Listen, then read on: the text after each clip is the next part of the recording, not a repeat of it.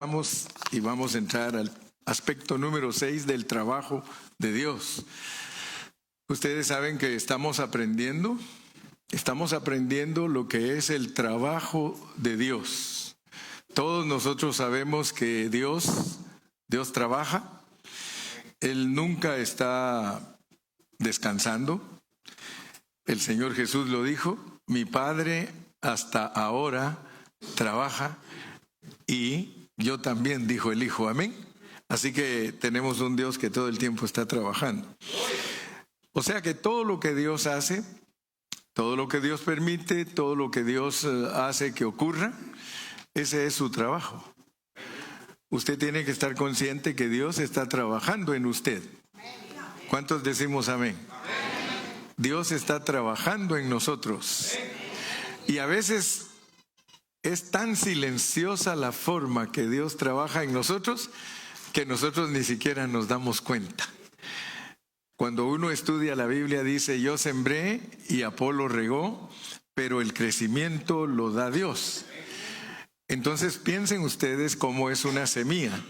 Una semilla que se siembra, se le cubre con tierra y después hay que regarla, y la luz del sol, la luna y el agüita que le echan hace que esa semilla crezca, que florezca, que dé fruto.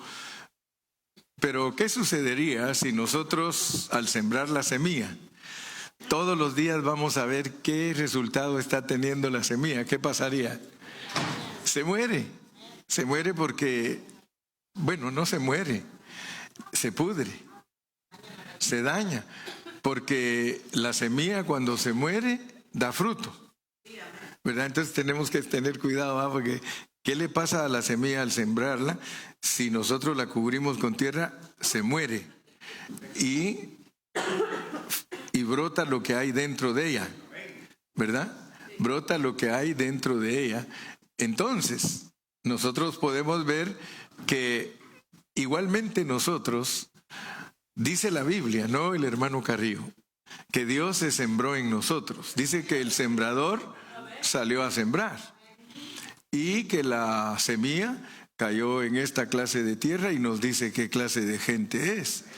Y que cayó en esta otra clase de tierra y nos dice qué clase de gente es. Por lo tanto, esas metáforas que Dios usa para explicarnos a nosotros es para que nosotros pensemos que Él se ha sembrado en nosotros y Él está creciendo en nosotros y Él está trabajando en nosotros. Cada cosa que Él ha hecho y ha creado es para demostrar su trabajo. Desde el mismo momento que Él nos creó, Él está mostrando su trabajo. Cuando Él nos hizo, Él está mostrando su trabajo. Cuando Él agarró el polvo de la tierra e hizo el muñeco, Él está mostrando su trabajo. Luego le dio un destino al hombre, eso es su trabajo. Entonces, estamos analizando esas 10 cosas que están en el Antiguo Testamento y que tienen que ver con el trabajo de Dios. 10 cosas. Y luego ya desarrollamos 5, y la 6 es que Él condenó a Sodoma y a Gomorra, convirtiéndolas en ruinas, convirtiéndolas en cenizas. Sería un poco, tal vez, fuerte lo que voy a decir, o será muy fuerte lo que voy a decir, pero nosotros acabamos de tener nuestra Sodoma y Gomorra aquí en el sur de California, porque que Dios haya quemado 20,000 casas, eso no es chiste, eso no es cualquier cosa, eso es un juicio de Dios. Y pues cuando hay juicio de Dios, muchos no entienden, pero en los juicios de Dios, Dios siempre protege a sus hijos y los guarda. Muy poquita gente se murió ahí. Contados llevaban, creo que 41. Pero de todas maneras que se mueran 41 personas es algo significativo.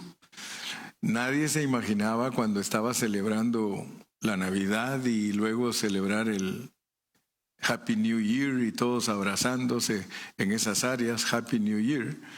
Nunca se imaginaron que no iba a ser tan Happy New Year. Ahorita todos están llorando, todos. Usted los ve, los entrevistan y ellos están llorando. Pero todos debemos de saber que los juicios son el trabajo de Dios. Dice que Él, su trono es justicia, pero Él quiere, dice, juicio y equidad. O sea que Dios, muchas personas no saben que Él también castiga. Y el castigo de Dios es para que los hombres se conviertan a Él. Siempre que Dios manda juicios, acuérdense que en el incidente de Sodoma y Gomorra, cuando Abraham se atrevió a platicar con Dios para pedirle que tuviera misericordia de esas dos ciudades, el Señor le dijo, si hubieren allí esos justos que tú dices, yo no la destruyo. Y ya vieron que empezó con 50 y terminó con 10 pidiendo misericordia, y ni siquiera 10 justos habían en esas dos ciudades. Se calcula que los únicos que habían de justos eran 5. Y no vayan a creer que ante Dios, cuando Él dice que alguien es justo, es una persona impecable y perfecta, ¿verdad? Porque la idea que tienen muchos es de que para que Dios acepte a alguien como justo tiene que ser impecable y perfecto. No. Se asusta uno cuando dice el justo Lot. Allí vivía el justo Lot. El justo Lot vivía allí, el que era real estate, porque él era un real estate. Él se había comprado muchas casas ahí en Sodoma y Gomorra, y ahí vivía él, al grado que él, borracho, tuvo hijos con sus hijas. Para nosotros es bien difícil creer que alguien que tuvo hijos con sus hijas sea justo, ¿verdad? Sin embargo, Dios no ve las cosas como usted las ve ni como las veo yo. Él ve las cosas como Él las ve siendo Dios. Y yo creo que Dios actúa de esa manera para que ninguno de nosotros ponga excusas y que diga que perdió la esperanza. Yo me quedo asustado de cómo es Dios tan lindo con nosotros, cómo tiene de misericordia, cómo tiene de gracia. Me recuerdo del rey Ezequías. El rey Ezequías, Dios le dijo, le mandó una enfermedad de muerte, y parece que Ezequías en esa enfermedad de muerte se arrepintió, porque dice Dios, he aquí que he oído tu oración y he visto tus lágrimas. Levántate y vete a mi casa, a la reunión, al templo. Fíjense, y yo sé que Dios tuvo misericordia de ese rey, y Él puede tener misericordia de nosotros, pero Dios le dijo cuando le mandó la enfermedad, arregla tu casa. Porque muchas veces nosotros estamos acostumbrados a caminar con Dios, pero con una casa desarreglada, ¿verdad? Nuestro matrimonio deja mucho que desear, nuestras vidas de papás dejan mucho que desear. Y no esperemos que se llegue el momento que nos dicen que tenemos cáncer y que nos van a empezar a dar quimioterapia, sino que en estos días que tenemos de salud, sirvámosle a Dios de corazón. Si tú tienes salud, dale esa salud a Dios. No le vayas a dar ya cuando estás todo desahuciado. Casi no hay amenes. Pero es la forma que Dios quiere que nos conduzcamos. Entonces, el trabajo de Dios es dar mucha bendición, pero también el trabajo de Él es castigar. Y a nosotros que somos la iglesia nos dice que el juicio comienza Y dice que si el juicio comienza por nosotros, ¿a dónde parará el impío y el pecador? Si a nosotros nos castiga, pero no nos castiga para destruirnos, de la misma manera que usted corrige a sus hijos y los disciplina y los castiga, pero no para destruirlos, sino porque usted los ama y usted quiere que ellos sean personas correctas, personas de bien. Así es Dios con nosotros. Dice que el que Él recibe como hijo, lo castiga y lo disciplina. Así que no somos personas que caminan como bastardos, dice la Biblia. Porque un bastardo no se sabe ni quién es su padre, así que no tiene corrección. Pero nosotros somos personas que Dios corrige. Entonces el aspecto que vamos a hablar hoy, número 6, a lo mejor nos da tiempo para entrar al 7 también. Yo sé que muchos aquí vamos a comer y al ratito vamos a tener hambre porque seguro están preparando los varones una comida deliciosa. Entonces vamos a ir a Segunda de Pedro 2:6. Segunda de Pedro 2:6. Ya nos empezaron a poner versículos. Gracias, precioso técnico. Él ya desde que me oye hablar pone los versículos para que los hermanos digan, el hermano Carrillo no está hablando su invento, sino palabra de Dios. Amén. Ahí dice que en el que vamos a leer ahorita dice, y si condenó por destrucción a las ciudades de Sodoma y Gomorra, reduciéndolas a ceniza y poniéndolas de ejemplo, fíjese bien, y poniéndolas de ejemplo a los que habían de vivir impíamente. Fíjese pues. A mí me llama la atención el presidente Trump. Pues muchos de nosotros a veces nos sentimos heridos por él porque expresa cosas muy duras para los inmigrantes y nosotros tenemos hermanos en Cristo inmigrantes sin papeles y tenemos amigos sin papeles. Entonces nosotros nos ponemos tristes, ¿verdad? Yo tengo la bendición de que desde que yo vine a este país yo entré con papeles, pero mis hermanos que yo ayudé para que vinieran, ellos tuvieron que tener la experiencia de muchos, pasar por la montaña, pasar en un baúl de un carro. Y yo soy de la opinión que emigrar no es un delito, porque la Biblia está llena de inmigración. Inclusive este país es un país de pura inmigración. Si usted mira la esposa de Trump, ella es europea, ella es emigrante aquí. Tal vez no vivía como nosotros en un rancho, padeciendo pobrezas, etcétera, pero es emigrante. La esposa del vicepresidente también es emigrante, es una hindú, y yo no sé si vino indocumentada, pero la cosa es que ella es de India y es inmigrante.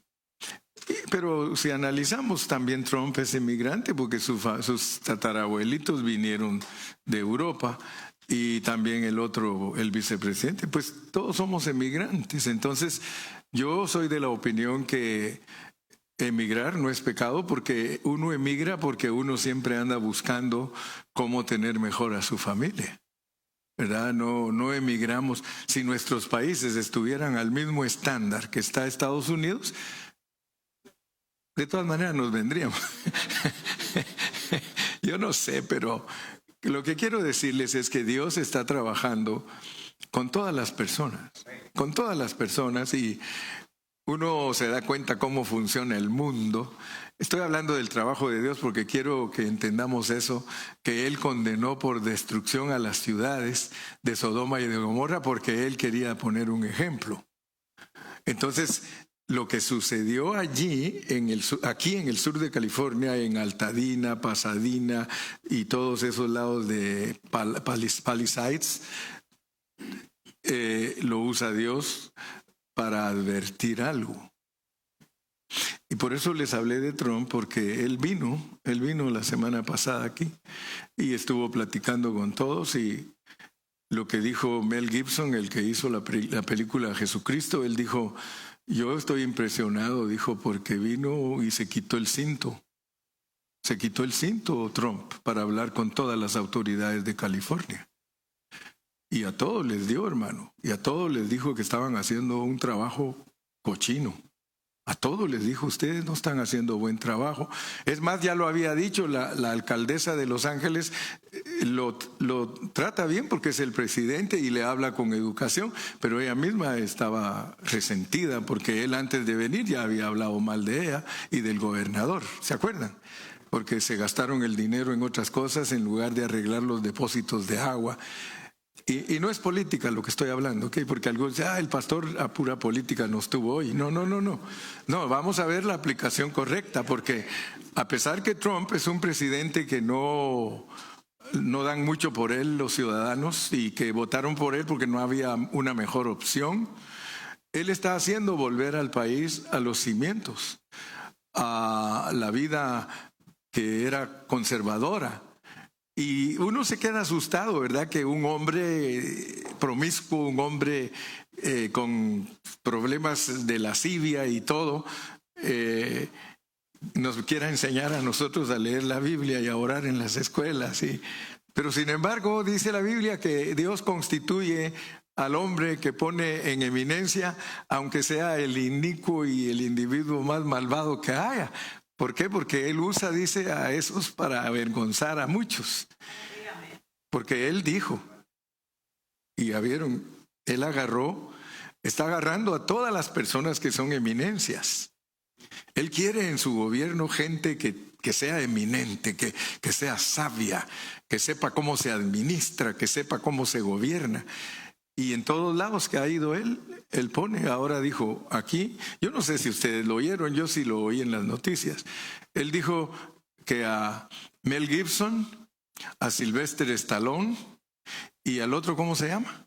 ¿Cómo se llama, hermana Carrillo? ¿John qué? Yo ese no lo conocía, fíjate, pero mi hermana Carrillo sí lo conoce. De seguro ha visto las películas de él, ¿verdad? Pero no, con todo respeto a esta dama preciosa que es mi esposa. Si no me pega al llegar, ¿verdad?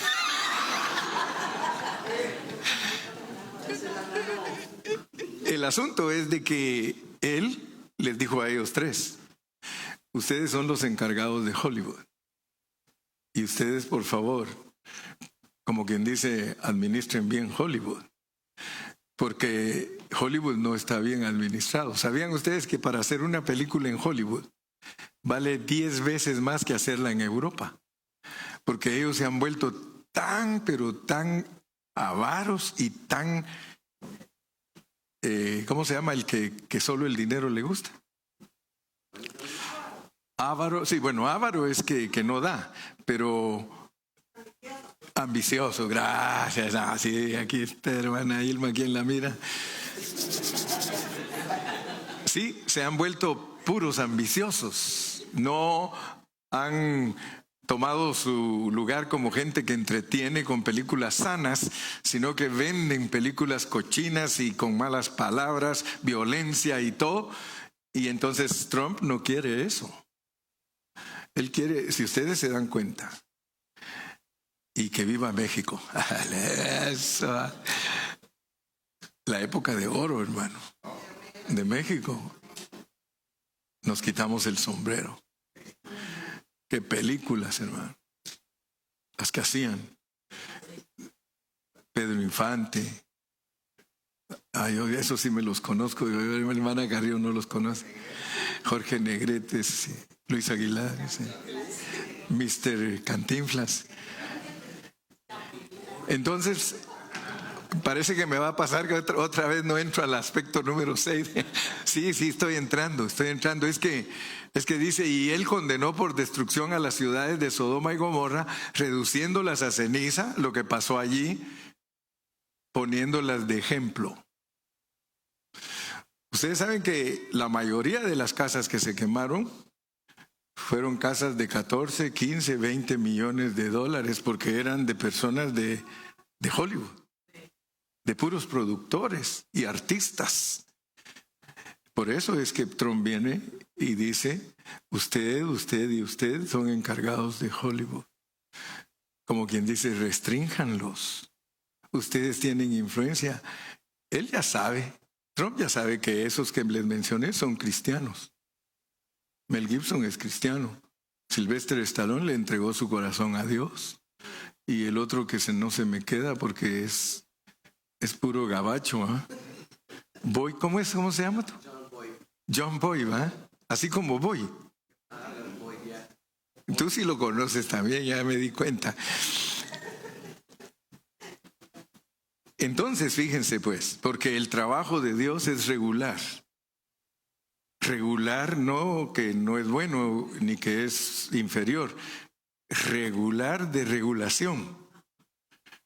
Dios pone de ejemplo esos juicios. Cuando Dios manda juicios es porque nos quiere enseñar a nosotros cosas.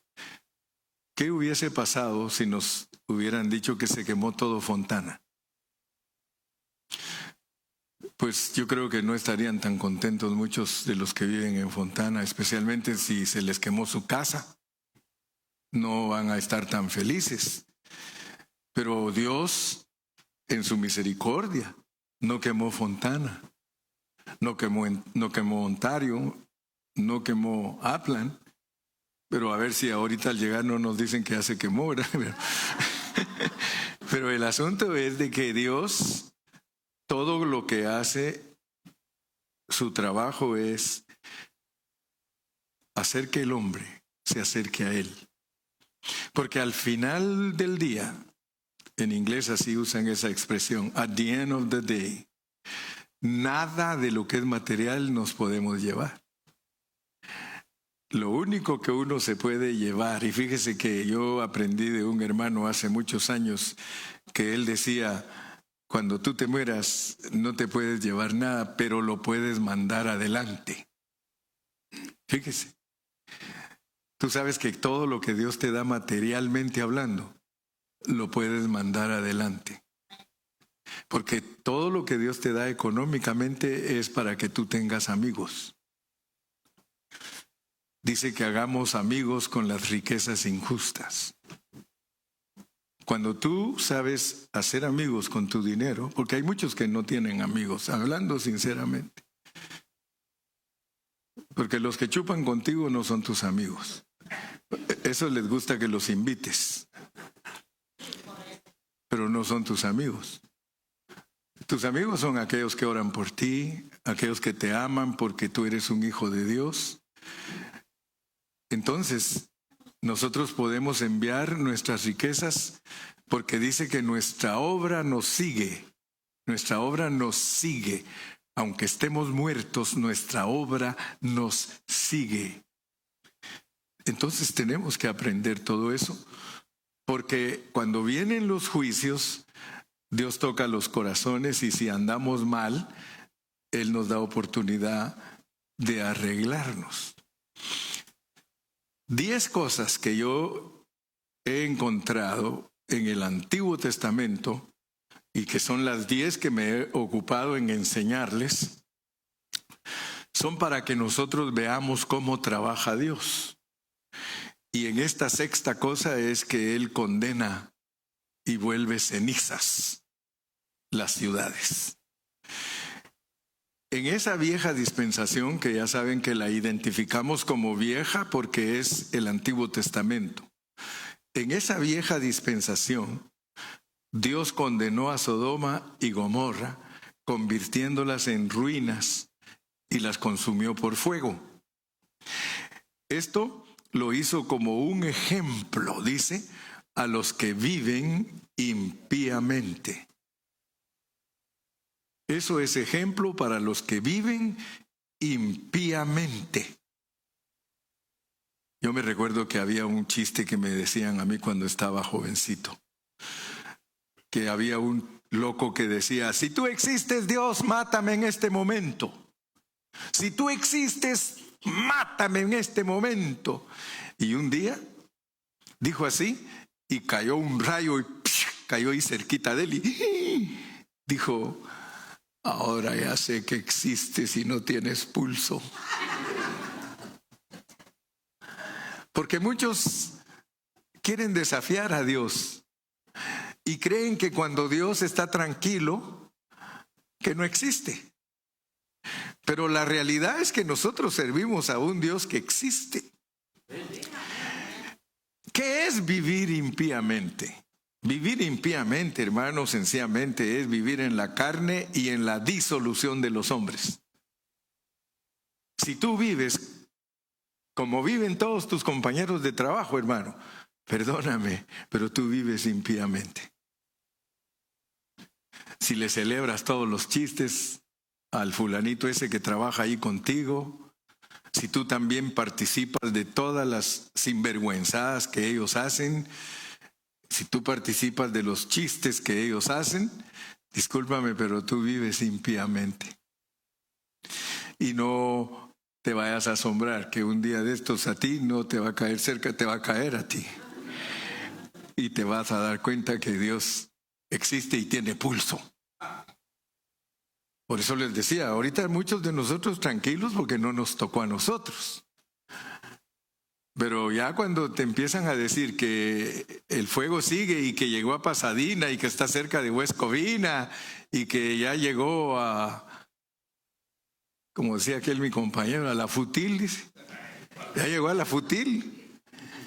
Cuando ya te dicen que ya viene ahí por Glendale, yo creo que te vas a poner un poquito preocupado. Pero Dios dice, tendré misericordia del que yo tenga misericordia y me compadeceré del que yo me quiera compadecer. Entonces, vamos a ir viendo estos versículos porque vivir impíamente es vivir en la carne y en la disolución de los hombres y no estar tocando la voluntad de Dios. Vamos a leer otro versículo, Primera de Pedro 4:2. Primera de Pedro 4:2. Dice allí en Primera de Pedro 4:2, para no vivir el tiempo que resta en la carne, para no vivir el tiempo que resta en la carne, conforme a las concupiscencias de los hombres, sino conforme a la voluntad de Dios. ¿Se da cuenta que le estoy diciendo que vivir impíamente es vivir en la carne y en la disolución de los hombres y no estar viviendo de acuerdo a la voluntad de Dios? Ahora, nosotros como cristianos, porque el Señor a nosotros los cristianos nos bendice grandemente. A nosotros los cristianos, por ejemplo, Dios nos dice, cuando los discípulos le pidieron a Cristo que les enseñara a orar, Él les dijo, vosotros pues oraréis así. Y al final dice que debemos de decir, venga tu reino, hágase tu voluntad. Venga tu reino, hágase tu voluntad. Resulta que la mayoría de cristianos que no ha estudiado la Biblia no conoce su procedencia, no sabe de dónde vienen y por eso han vivido aquí en la tierra como marranitos, pues, viendo para abajo, dijo aquel, y sin entender ni por qué hace joic, joic, joic, ¿verdad? Pero cuando uno estudia la palabra de Dios, y uno entiende que antes de venir a esta tierra, Dios lo tuvo a uno bajo su propósito y voluntad, viviendo como espíritu. ¿Verdad? Porque los espíritus son eternos. Las almas no, pero las puede volver. El alma la puede volver Dios eterna si la mezcla con el espíritu, porque el espíritu es eterno. O sea que uno tiene que entender que antes de venir aquí a la tierra, uno se movía en un programa. Y gracias a Dios que usted y yo lo hemos entendido, porque Dios nos ha revelado por medio de su palabra que nosotros vivíamos bajo un programa, bajo una visión de Dios. Nosotros fuimos los cristianos, fuimos creados como esposa de Dios, como esposa de Cristo. Si Cristo es eterno, su esposa es eterna. Entonces nosotros tenemos que entender que nosotros fuimos enviados a esta tierra para vivir de una manera, vivir de la manera que éramos antes de caer. O sea que nosotros, al ser la esposa de Cristo, nosotros éramos súper gloriosos, súper gloriosos. Dios no te está pidiendo a ti nada que tú no conozcas. Lo que pasa es que viniste a la tierra sin volumen de memoria para que no recordaras, pero tú, desde que fuiste creado por Dios como la esposa de Cristo, estoy hablando de los cristianos, porque de los mundanos fueron creados según el chamuco, hijos del diablo. Cuando alguien es hijo del diablo, él fue creado. O sea, yo por eso siempre he predicado que el diablo tiene esposa, ¿verdad? No sé si se llama diabla o chamuca, yo no sé cómo se llama la esposa del diablo, hermano, pero yo sí sé cómo se llama la esposa de Cristo. La esposa de Cristo se llama iglesia, hermano. Pero noten pues que nosotros fuimos creados en esa gloriosa expresión. Y como espíritus nosotros ya disfrutamos de eso, hermano. Si usted no le están pidiendo algo que usted no conoce, Dios a usted le está pidiendo cosas que usted ya conoce. Dice la Biblia que nadie puede venir a Jesucristo si no fue instruido por el Padre Celestial. Y la pregunta es, ¿en dónde fuimos nosotros instruidos por el Padre Celestial? Tuvo que haber sido en nuestra vida espiritual. Y por eso Jesús tiene las agallas y el poder de decir aquí en la tierra, tuyos eran y me los diste. Sí, Él puede decir, de los que me diste, ni uno solo se perdió. ¿Por qué? Porque ellos nunca estuvieron perdidos antes. Usted y yo nunca estuvimos perdidos. Nos perdimos porque le hicimos caso al que nos aconsejó mal. Nosotros somos muy llevados por mal, muy easy to poner zancadilla to you. Nosotros somos presa fácil, hermano. Pero aún así, aún siendo débiles, hermano, y aún siendo personas con tanta clase de dificultades, y el Señor tiene misericordia de nosotros. Pero Él te mandó a esta tierra. Todo lo que Dios creó en la vida del Espíritu, hermano, lo hizo perfecto, perfecto. Cuando Él hizo al diablo, lo hizo perfecto, pero cayó. Cuando Él hizo a los ángeles, los hizo perfectos, pero cayeron. Cuando Él hizo la iglesia, la hizo perfecta, la esposa de Cristo, pero la iglesia engañó a Cristo. Así que no vayamos a creer que somos mansas palomas o que somos personas muy confiables. Pero bendito sea Dios por su misericordia, porque Él lo que quiere es devolverte esa gloria que tuviste. Cuando Cristo ora al Padre en Juan 17 dice, glorifica a tu Hijo con la misma gloria que tuvo antes que el mundo fuese. Y eso hay que entenderlo, porque Cristo habla igual que Pablo y Pablo habla igual que Cristo. Pablo dice, vosotros sois mi gloria. Entonces, ¿cuál es la gloria que está reclamando Cristo al Padre? Su iglesia. Glorifica a tu Hijo con la misma gloria que tú. ¿O no era uno con Él? Somos uno con Cristo, hermano. Entonces yo estoy tratando de despertar tu inconsciencia y tu subconsciencia. Acuérdate, Dios te va a revelar y te va a mostrar, hermano. Mire, Dios me ha abierto a mí el entendimiento en muchas cosas de su palabra, que muchas veces yo he visto lo que yo hacía antes de venir a la tierra. Quizá algunos de ustedes lo ha soñado, tal vez. Pero Dios le va a dar la capacidad de que usted entienda lo que usted hacía antes de venir a la tierra. Ya cuando usted empiece a contar lo que usted hacía, le van a decir, como dijo el canto, no importa que me digan loco. Aquí en este libro está todo lo que nosotros hacíamos. Yo solo le abro los ojos a usted. Lea con entendimiento, pídale a Dios que le abra su espíritu. Porque si no, usted va a creer que usted era un guainito en el cielo. O que usted era un borracho, o que usted era un fornicario, y ya se va a acostumbrar a eso. Pero usted no era eso, hermano. Usted era la esposa de Cristo. Usted no era un avaro, usted no era un chismoso, no era un ríete de todo. O cree que era chistólogo. A lo mejor Teo era chistólogo allá, pero ya saben quién es Teo, ¿eh? Ese que cuenta chistes, que es cristiano. Él dice que es cristiano. Y yo digo, Señor, ¿será que allá vamos a poder contar chistes? Yo lo dudo, hermano. Pero la Biblia te revela lo que tú eres. Mire, yo me admiro de muchos de ustedes. A mí, mis respetos para Ramón, me deja impresionado. Y como al Ramón, una vez que estábamos comiendo, llegó un señor, un mariachi. Y le dice, échese una cancioncita, señor.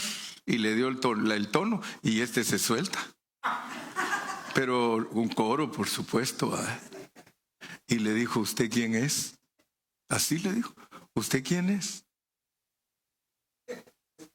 ¿Por qué? Porque le demostró que tenía un talento, hermano. Yo me quedo asustado, ¿sabe? Me hizo un corrido. Y no soy narco. Y me hizo un corrido, hermano.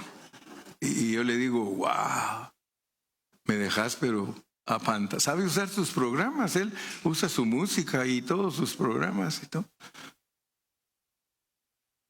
¿Sí? Le hizo una canción a su vieja. Hasta me dijo, hazle una a la tuya y yo te doy la música. Yo te pongo una buena. Y ya me estoy animando.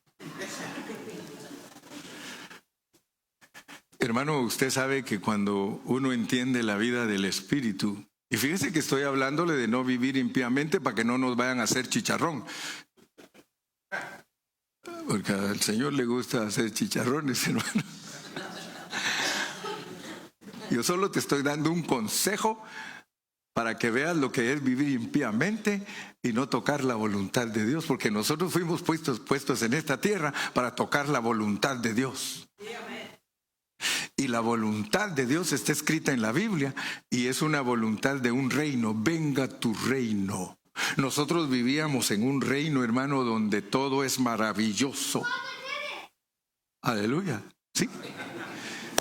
Nosotros pertenecemos a un reino. Jesús mismo nos respalda para decir lo que decimos.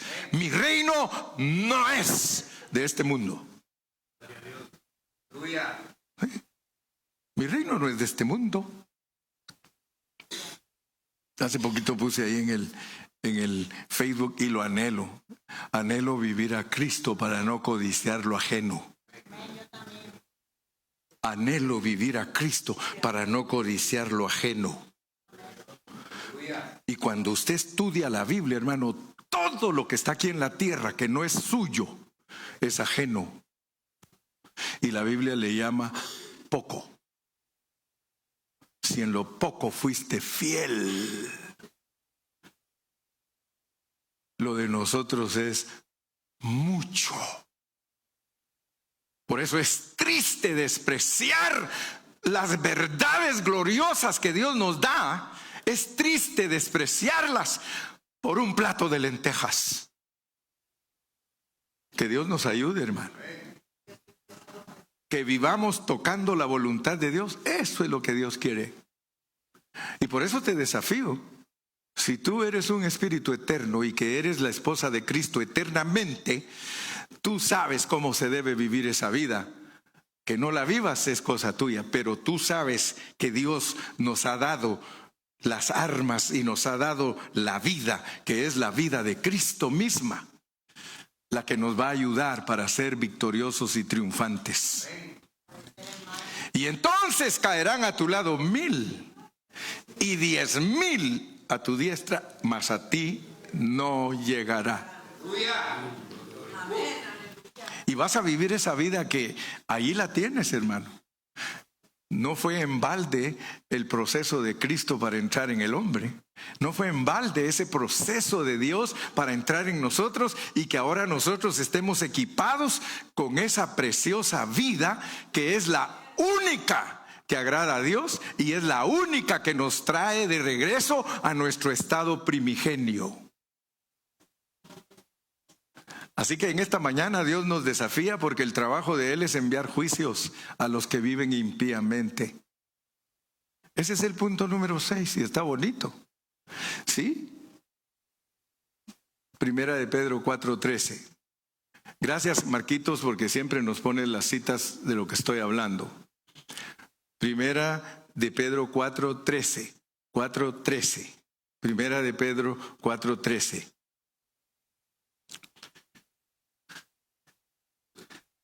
¿Listos?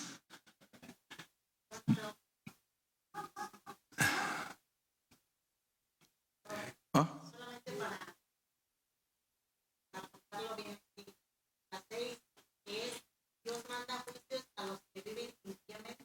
Sí, sí.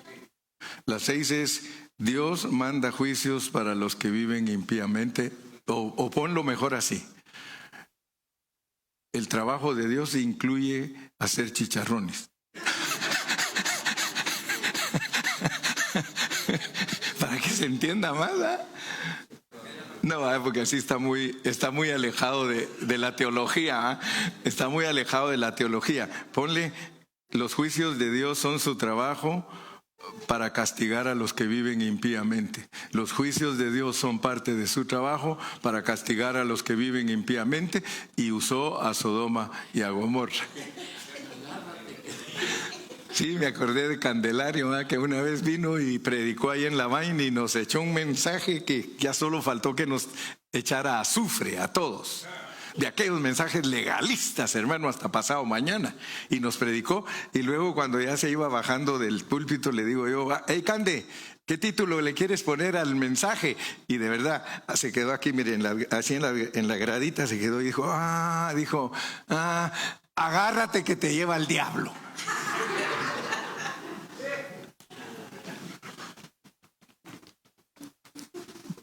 Yo tengo mala esta cita, hermanos, pero ustedes la encuentran ahorita. Basta ya el tiempo pasado. Basta ya el tiempo pasado para haber hecho lo que agrada a los gentiles. Esa cita yo la puse primera de Pedro 4:13, pero no es esa. A ver quién me la arregla, quién me la da. Basta ya el tiempo pasado. ¿4:3? Ya me la había puesto. Esa me pusiste, ¿verdad, Marquito? Y yo quejándome. 4:3. Y con eso termino hoy para que comamos tacos todos contentos. ¿Cómo? ¿Qué me dijeron? ¿Alguien me dijo algo? Ya saben que de allá para acá no se oye. No se oye, padre. Fíjese cuál es la amonestación de nuestro Dios para nosotros. Basta ya el tiempo pasado para haber hecho lo que agrada a los mundanos. Basta ya el tiempo pasado para haber hecho lo que agrada a los gentiles, a los mundanos, andando en lascivias, concupiscencias, embriagueces, orgías, disipación y abominables idolatrías. Basta ya, dice, fíjese. Tiene que llegar un momento en que nosotros digamos: basta ya. Basta ya. Ya estuvo suave. Basta ya, hermano. No podemos vivir como mundanos. Porque entonces estamos deshonrando al Creador. Él nos crió perfectos. Caímos, pero ahora nos está levantando. Ahora es la oportunidad de levantarnos para salir de este mundo alzados, levantaditos, vencedores. ¡Aleluya! ¡A su nombre! Bendito sea el nombre de Jesús. Entonces, ese aspecto número 6 es bonito y dice Primera de Pedro 1, 18 y 19. Primera de Pedro 1, 18 y 19, y por eso les dije que con eso terminaba. Primera de Pedro 1, 18 y 19 dice: sabiendo que fuisteis rescatados de vuestra vana manera de vivir, la cual recibisteis de vuestros padres, no con cosas corruptibles como oro o plata, sino con la sangre preciosa de Cristo, como de un cordero sin mancha y sin contaminación. Y fíjese, con esto voy a terminar, pero quiero por favor que me traiga su pensamiento a este lugar. Tráigalo, tal vez anda por Michoacán, tal vez anda por ¿cómo se llama? ¿Cómo se llama esa de Ocampo? Ocotlán, Jalisco, o a lo mejor andas por allá por Chiapas. Vente. A lo mejor andas en Ciudad Nueva o Villanueva o en El Salto. Vente para acá porque queremos concluir el mensaje. Dice la Biblia que de tal manera amó Dios al mundo. Y fíjate que cuando dice que de tal manera amó Dios al mundo, se está refiriendo al mundo, porque nosotros fuimos a parar al mundo. Todos los cristianos fuimos a parar al mundo. Y dice Pablo que antes de venir a Cristo nosotros éramos igualitos a los hijos de ira. O sea que nosotros merecíamos que también nos hicieran chicharrón junto con ellos. Pero Dios ha tenido misericordia de nosotros, porque esto de que tú estés aquí en la iglesia sentadito oyendo la palabra de Dios, eso no viene de ti. Es más, tú ni siquiera quieres estar aquí. No me engañes, porque yo soy el pastor por 45 años y yo los conozco a todos. Lo que menos les gusta es estar aquí. Tú sí quieres, pero la mayoría no quiere estar aquí. La mayoría quisiera estar en Cancún, en Las Vegas, en Laughlin, en Europa. Usted sabe mejor que nadie lo que estoy hablando. Si usted fuera alguien que le gusta estar aquí, todos los días ahí estuviera esperando que venga el hermano Carrillo para abrir, para entrar. ¿Pero qué? Yo abro a veces y no hay ni uno. Al rato empieza a venir uno por uno. Si tú de verdad estuvieras interesado en esto, tú sabes que empieza a las 12:30 y vienes a la 1. ¿Aló? Si tú verdaderamente tuvieras tu corazón en la voluntad de Dios, serías diferente. Pero tienes que entender que Dios te va a exhortar todo el tiempo, porque Él te compró. Mira, con la sangre preciosa, como de un cordero sin mancha. Él siendo Dios, el que nunca pecó, pero se hizo pecado por nosotros. Y Él nos está esperando. ¿Cómo nos está esperando? Que al llegar a la esfera espiritual, con lo que nos vamos a encontrar en el santuario celestial, es con una sangre. Mire, la gente aquí se conforma con tener un frasquito de ceniza de su familia. Nosotros tenemos, yo no sé en qué la tiene Dios, pero dice que la sangre de Cristo está viva. Y está allí en el santuario celestial, porque no se derramó aquí en la tierra. Es una sangre que tiene que ver con un universo. Dice Pablo que por medio de esa sangre Él reconcilió toda la creación, hermanos, sean principados, sean potestades, sean ángeles, sean arcángeles, sea la iglesia. La sangre de Cristo la redimió. Ay, hermano, cuando usted entienda lo que es la esposa de Cristo, hermano, Yo creo que cuando usted entienda lo que es la esposa de Cristo, se va a poner hasta celosa. Porque Él es el primogénito de toda creación y Él es la cabeza de todo principado, potestad, ángeles, arcángeles, serafines, querubines. Usted va a encontrar en el universo cuando usted ya entre de regreso glorioso, porque gracias a Dios que vamos a regresar gloriosos, sea de una o de otra manera, usted regresa glorioso, porque Dios no te creó para ser una persona derrotada. Dios tiene el plan para traerte de regreso a la misma gloria, donde eres en el espíritu, eres algo en plenitud. Tú en plenitud ni siquiera te imaginas lo que puedes hacer. Pero cuando regreses al estado primigenio en la plenitud que Dios te creó, hermano, allí es nuestro verdadero hábitat. Allí es nuestra verdadera vida. Es una vida elevadísima, donde la sabiduría y donde la inteligencia y donde todo en nosotros es en plenitud. Aquí estamos bien limitados, hermano.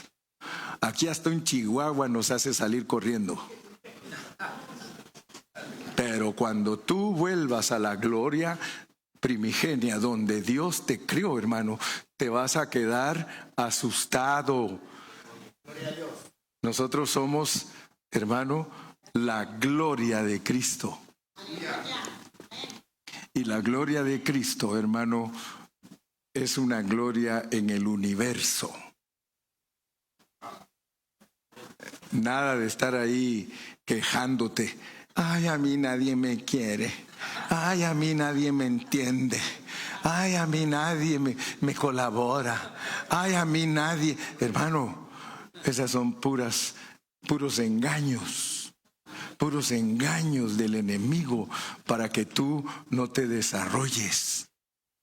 Tenemos que salir de aquí, hermanos, al máximo de victoriosos. Al máximo.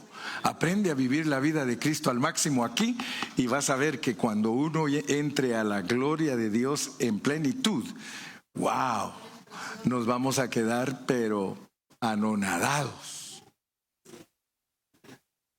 Juan dice eso: amados, ahora somos hijos de Dios, pero aún no se ha manifestado lo que hemos de ser. Pero cuando eso se manifieste, dice, como dice el hermano Alba, igualitos. Vamos a ser igualitos a Cristo. Igualitos. ¿Por qué no te vienes en esta mañana para que todos hagamos lo que hizo Hugo? ¿Por qué no todos acompañamos a Hugo y le decimos: Señor, ayúdame?